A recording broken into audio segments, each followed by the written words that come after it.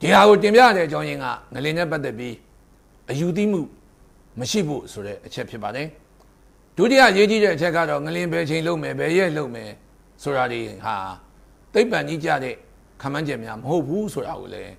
ပထမဆုံးသိထားဖို့လိုပါတယ်ငလင်တွေနဲ့ပတ်သက်ပြီးတော့အယူဆတစ်ခုရှိပါတယ်အဲ့ဒါဘာလဲဆိုတော့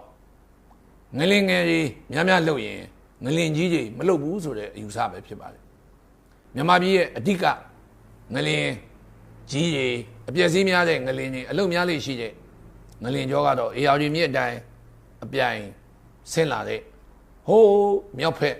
အစွန်ပြားကနေမုဒ္ဓမကွေ့ထိရောက်အောင်ရှည်လျားတဲ့စကိုင်းငလင်ကြောဖြစ်ပါတယ်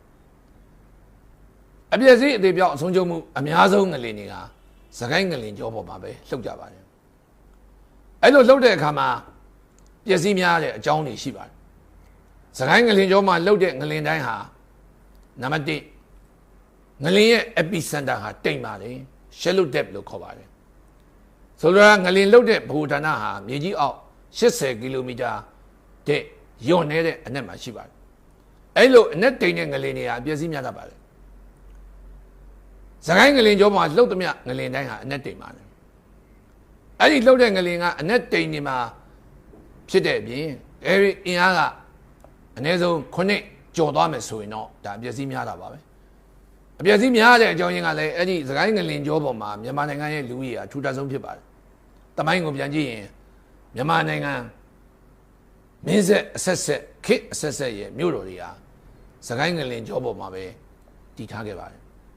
မန္တလေးအမရပူရနောက်ပြီးတော့အောက်ဘက်ဆင်းလာရင်ဟန်တာဝတီ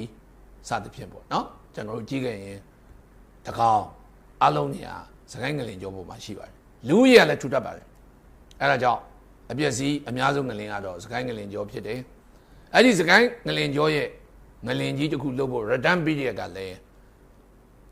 အများကြီးကျော်လွန်နေပြီဒီချက်ကတော့သတိထားမယ်အချက်လိုပဲမြင်ပါတယ်ငလင်နဲ့ပတ်သက်ပြီးဘုဒ္ဓရှိဖို့လိုပါတယ်ငလင်နဲ့ပတ်သက်ပြီးအဆောက်အဦတွေပြိုကျခြင်းဟာအသေးပြောက်များခြင်းဖြစ်ပါတယ်ငလင်လုံးလို့သိတာကဘယ်တော့မှမများပါဘူးဒါပေမဲ့ငလင်လှုပ်လိုက်တဲ့အတွက်အဆောက်အဦပြိုကျပြီးပြီလို့ဖိမိလို့နောက်ဆုံးမြေထဲမှာမြုပ်သွားလို့သိရတာကများလေးရှိပါတယ်ဒီတော့ငလင်ရဲ့အသေးပြောက်ဟာအဆောက်အဦအမျိုးအစားပေါ်မှာအများကြီးတည်ပါတယ်